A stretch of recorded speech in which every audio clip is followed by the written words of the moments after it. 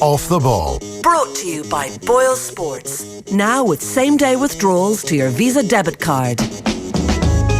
So Arsenal still 2-1 down away at Rennes in the first leg of their Europa League last 16 tie. There's 8 minutes left in that, but we want to reflect on the Champions League. What a week it has been, in particular for Manchester United and for Ajax on Tuesday night. John Giles is alongside me in studio. How are you keeping? Good, Nathan. We were just chatting about the drama of the Champions League from last season and some of the comebacks we saw in the knockout stages, some of the performances from Liverpool in the knockout stages, what Barcelona were able to do, what Juventus were able to do, Real Madrid last season, and then the drama we've had for the last couple of nights. And, is it a recency bias that we suddenly think everything is better now than it was back in the day? Or do you watch games like that and think, we didn't have drama like this years ago, we didn't have as many goals? Is there anything in that? I think there is more emphasis now to talk about playing out from the back in that, Nathan, you know.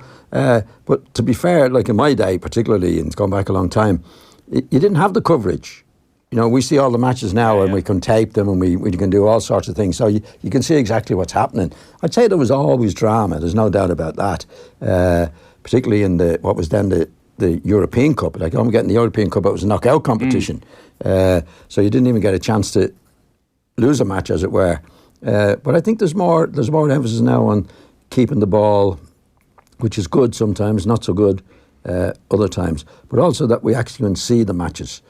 Like years ago, there'd be one match on at the most, and you might get highs, and you wouldn't see what was going on. But I think there was always drama, definitely, of different types.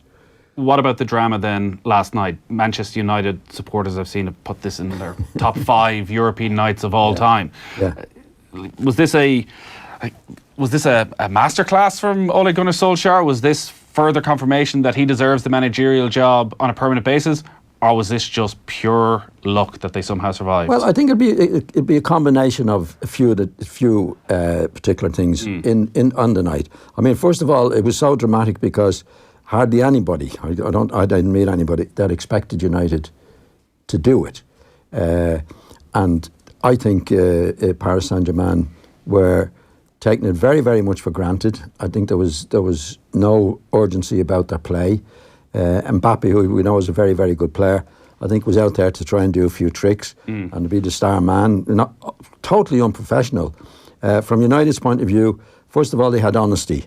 All the players that were out there, and a lot of players missing, as we know, they were out there to have a go, and they were having a real go.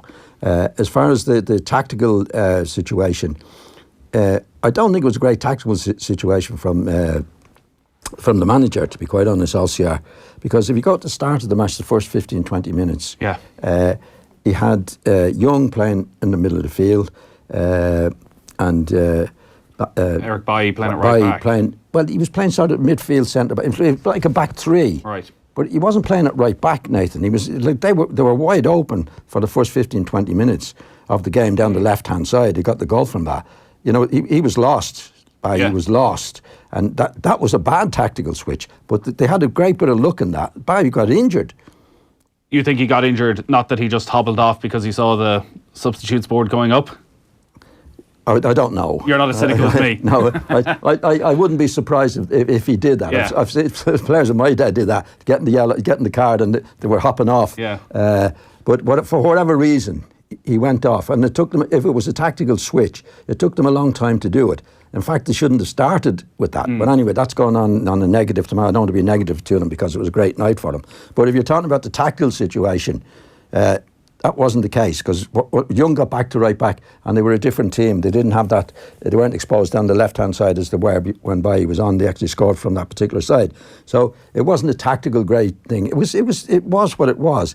It was lads having a go against a team that, in my opinion, were complacent. I think they thought they had it won, and they didn't play in a professional manner whatsoever.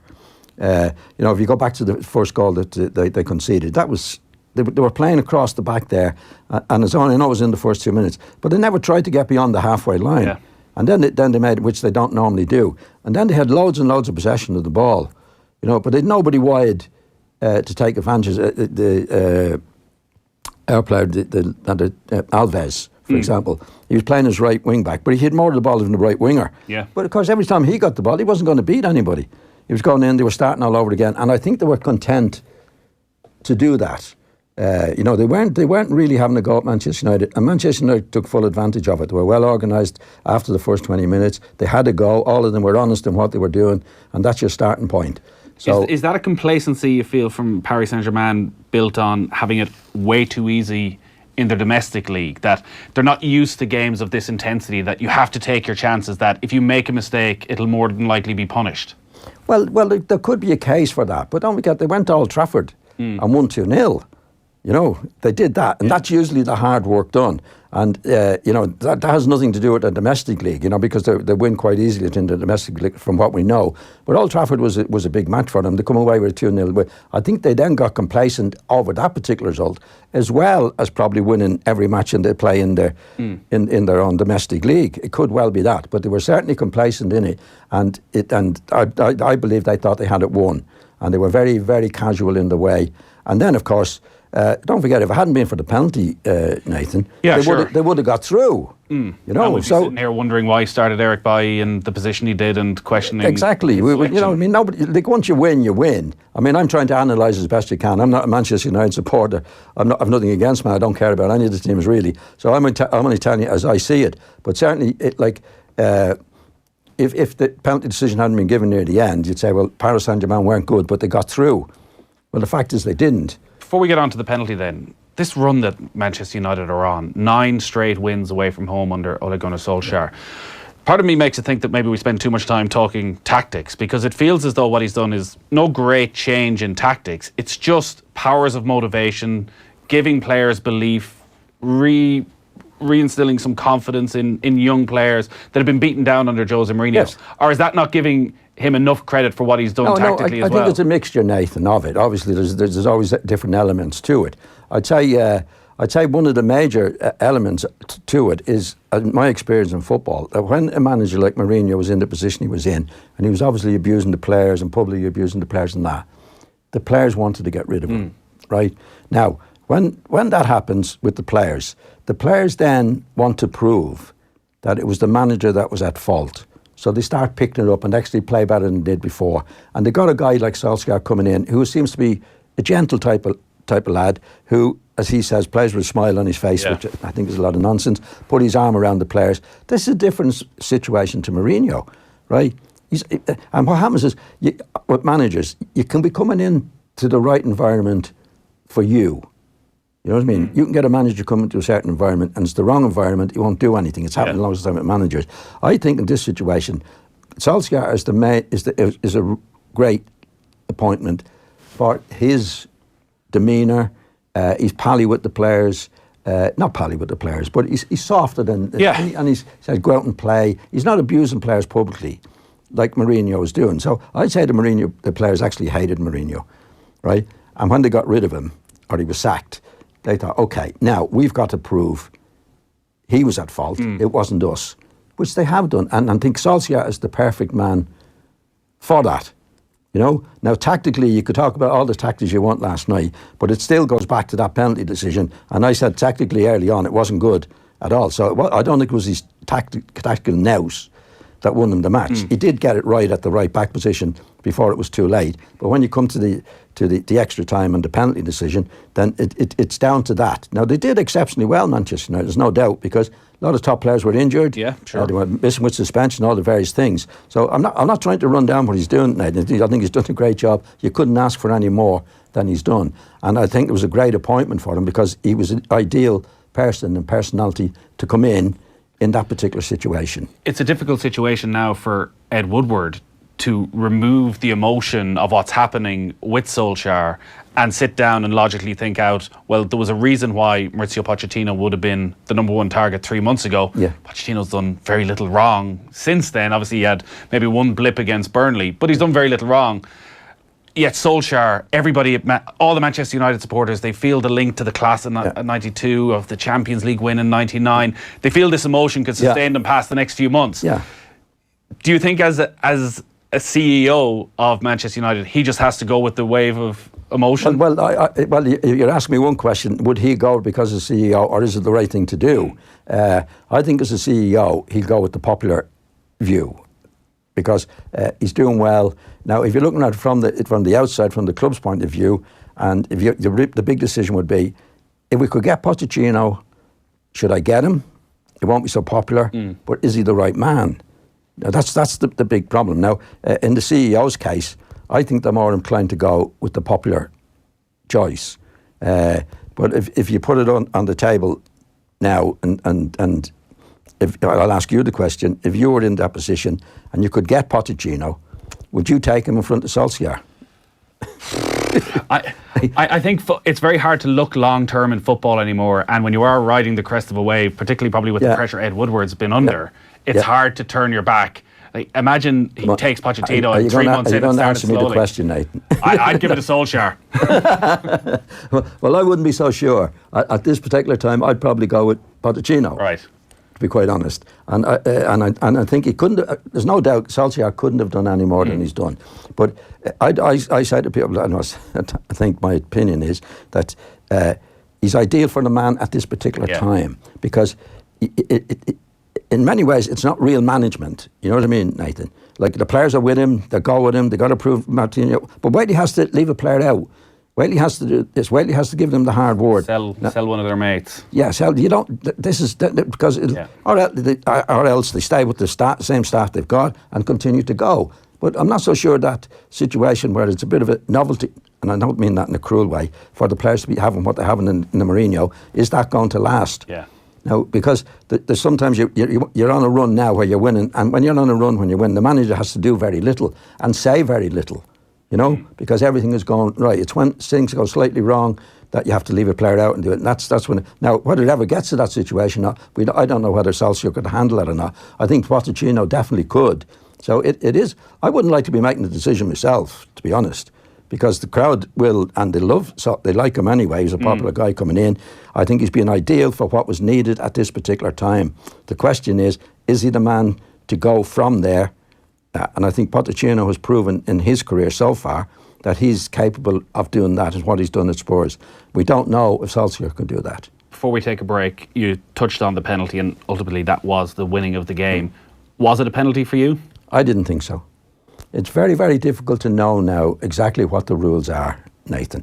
You know, there was a couple of weeks ago when there was a controversial decision with Manchester City, for example, in Schalke, wasn't it? Yeah. And I read the referee's thing the next day, and it certainly, I haven't got it with me, but it sounded different to the summing up from the referee last night on the telly.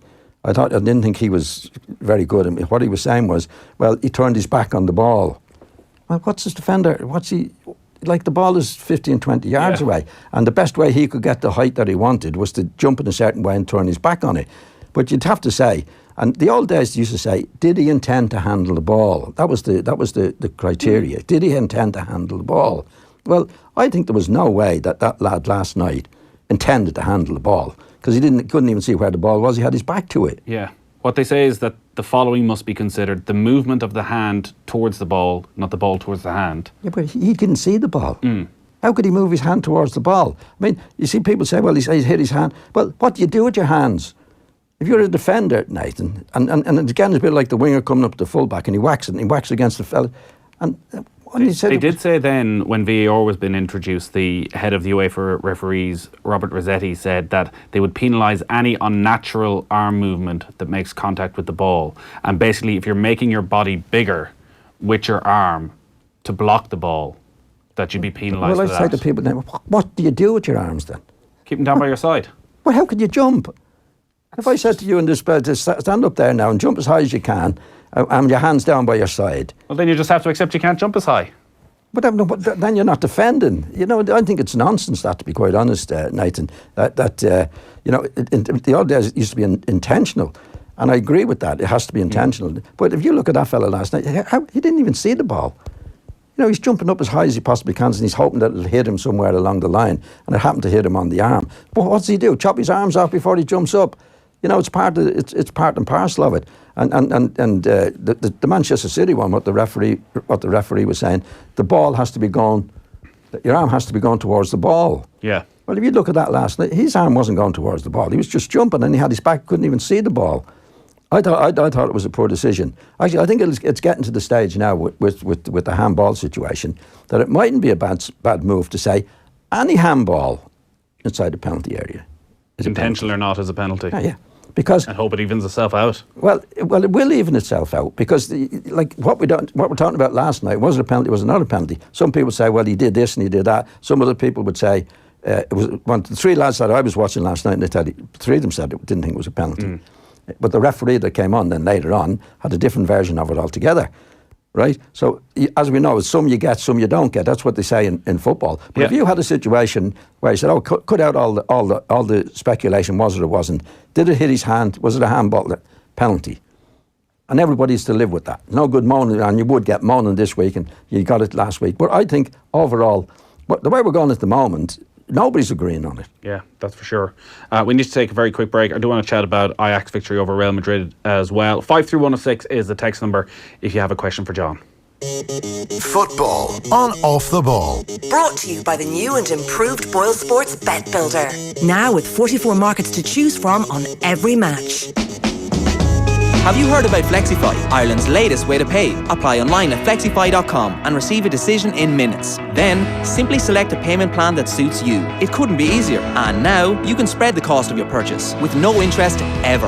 Flexify is available across a wide range of retailers, making it the simple way to pay for whatever you want, whenever you want it. Subject to credit assessment and approval. T's and C's apply. See flexify.com.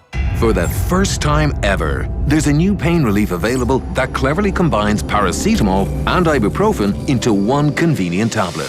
New Easolief Duo gets to work fast and provides pain relief that's 30% more effective than taking either one alone. Don't let pain prevent you from giving everything you've got. When standard pain relief is not enough, take new Easolief Duo for powerful dual-action pain relief.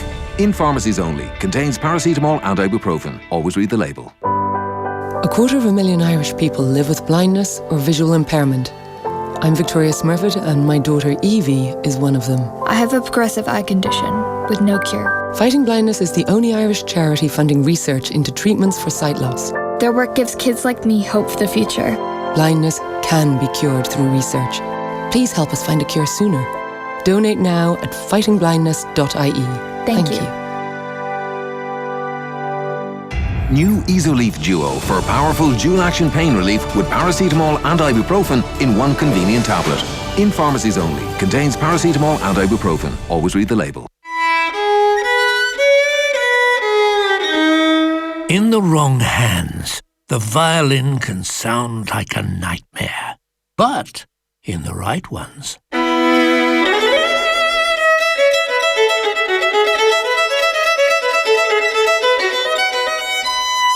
Put your Skoda in the hands of our experts. Book your service at skodaservice.ie. The price will also hit the right notes. This isn't gonna be easy. Why are you talking in that voice? Late nights, intensive research, forget about seeing your family. Well, you're my wife. We'll chase every lead, shake down every witness. Wait, what? Cross-reference every offer and triangulate every promotion until we find it. Find what?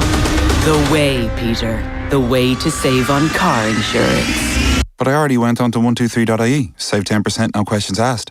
Oh, I better cancel those sniffer dogs. Simple is smarter. Get 10% off new car insurance when you buy online at 123.ie. Acceptance criteria, T's and C's apply. 123 Money Limited trading as 123.ie is regulated by the Central Bank of Ireland. RSA Insurance Ireland Act provides 123.ie car insurance. This week at Dunnes Stores, we've got big brands at even smaller prices. With half price on selected cereals including Kellogg's Bran Flakes 750 gram. Plus half price on the Petit Falou Big Pots range. And with our €10 off every 50 grocery voucher, you save even more. Dunnes Stores. Always better value. See online for terms and conditions. Minimum spend required. Mattresses-delivered.ie. Nationwide delivery within 48 hours for free. That's mattresses-delivered.ie. Lowest prices guaranteed. Don't forget the hyphen. T's and C's apply. Football on Off the Ball. Brought to you by Boyle Sports. Now with same-day withdrawals to your Visa debit card. Arsenal beaten 3-1 by Rennes in the Europa League. Rennes got a third goal late on, totally dominated that match. Socrates was sent off in the first half for Arsenal, so they'll have it all to do next Thursday at the Emirates. The other big story in the Champions League then was Real Madrid winners 4 times in the last 5 years, dumped out by this young, energetic, brilliant Ajax side, which was a fairy tale story in itself. But Real Madrid's demise this season, and we know what happened with Lopetegui and the way he arrived in from Spain and seemed to unsettle things. But ultimately, it feels as though this comes down to no Ronaldo, no Zidane, no success. Yeah, well, it's bound to. When I think when you lose a player like Ronaldo or Messi, say it has to be. It's not good unless you replace him with another superstar, and that hasn't happened. And where do you get them anyway? So and especially with Zidane gone, now you're into a double whammy really. You're losing Ronaldo and Zidane. So now you're going into a new manager and a new team, and it's very, very difficult for any manager, unless he's a really, really, really top guy, to continue doing what they did. I think Zidane was very, very clever getting out when he got out, Nathan. You know, they'd won, what was it, the Champions League? 4 the last 5. Well, he'd won it 3 years in a row. 3 years in the row. What more can you do? And he knows Ronaldo's gone. The team is getting a bit older. So it's like all the great teams only last a certain period. And the great managers like Ferguson at Manchester United used to replenish in his best years before they got too old. You know what I mean? They didn't strengthen from a position of strength. Oh yeah, and that's the best way to do it. And to be honest, like if you look at Real Madrid over the last few years, they didn't do that. Despite the fact they knew Ronaldo was in that, like the ideal situation for Barcelona or any of the top teams is to get the best in before Ronaldo even goes. Yeah. And they haven't done that, so they're paying the price. But I must say, Ajax were brilliant. Wasn't Tadic was played Southampton. Like I saw him at Southampton, he didn't do anything. He was brilliant the other night. He playing the left, right wing coming in. He's absolutely brilliant. He laid on goals. He scored goals. I never saw him doing that for. But Ajax were good. I mean, they were good. They were good. It wasn't a fluke by any means. No, and do you look at Ajax and already Frankie de Jong is going to Barcelona in the summer. Matthijs de Ligt, the centre half, has been linked with everybody from Barcelona to Manchester City to Real Madrid for 70, 80 million. Like, do you look at the way European football is in something of despair of Ajax can't progress from here? They can't kick on over the next couple of years because they're going to lose their best players to these super clubs? It's the way of the world, Nathan. You see, like years ago, my time and afterwards, you didn't have freedom of contract. There just wasn't freedom of contract. So the club then had you that way. You could, like in my day, you'd sign a 3-year contract. The 3-year contract is up and you go and talk to terms with the manager and you can't agree terms. And he said, well, I'm not playing for you anymore. That's okay. You can't play for anybody else. Now the players are in the position where they say, I'm going. Yeah. And they can do nothing about it. So, and it all comes back to the financial situation. I mean, the fact is, in Holland, they don't have the big money that you have in Spain and that. So they can produce these young players. Now, years ago, before you had the freedom of contract, the likes of Cruyff and these guys in the early days, they couldn't leave the club even if they wanted. If they wanted to leave, they couldn't leave. The club would say no. So you can build a team. Now and around the world, you can't build a team now with young players because you got a young player, one of these lads you mentioned, and he's 17 when he signs, right? It's 3-year contract. He gets 20. He's an outstanding player. Ajax can't say, you've got to... They say, I'm not signing for you anymore. Yeah. So you can't build a team because they'll go where the money is and they'll go to Spain or where are they supposed to be going now? Spain or Manchester City. And I guess also Ajax don't want to build a team. They probably want to get the 70 or 80 million in. They don't have a choice, Nathan. I'd say a lot of the clubs would say, well, we've got to build a team because we get into Champions League, we'll do well and we'll do that. But the players have the agents now and they just say, well, whether you like it or not, I'm going. Right? And sometimes don't get any money for it. Yeah. Just briefly before we let you go then, because player we probably raved about more than anybody else over the last couple of years is Luka Modric, who's still at Real Madrid and seems to have had a real struggle this season. What do you put that down to? Like he's, 33 at this stage. He had a long World Cup with Croatia. Is it just the years catching up or is it a mental thing when you see Ronaldo and Zidane going and it's hard to get back up? I wouldn't say it was a physical thing or a mental thing, Nathan. You see, when you're playing football at that level, any level, you're only as good as the players you play with. Football is not an individual game. This is not tennis or golf where you go out. You need people around you to play. Now, what I saw of Modric the other night was absolutely excellent. You know, he's not doing anything that he didn't do before. It's just that it's not going as well because he doesn't have Ronaldo and he doesn't have these players. You know, you get the best player in the world and put him in a bad team. He could look a bad player. Yeah. You know, you need people. You need people like Ronaldo needed him. He needed Ronaldo. That's why the players are doing different jobs. They just don't. I think obviously Real Madrid have gone what they were, but it's not Modric's fault. I think he looks fit. He looks well. I thought he played really well the other night under the circumstances, because you need players around you. Nobody can do it on their own. That's why football is such a great game in that particular way. You get a team together, and there's a team spirit, and there's all the various things that make the great teams. But like the individual players, they can't do it on their own. Nobody. If you put Ronaldo in a poor team, he'd be good. Yeah. But he wouldn't be doing as he's doing now. He wouldn't do it by himself. No. John, great stuff. Thanks a Nathan. lot for coming in the studio this evening. That'll all be up on offtheball.com. Arsenal then beaten 3-1 by Rennes in the Europa League. We'll chat more about that on the football show. Up next, though, we'll be talking hurling. Get up-to-the-minute news updates at newstalk.com and on the Newstalk app. Have you heard about Flexify, Ireland's latest way to pay? Apply online at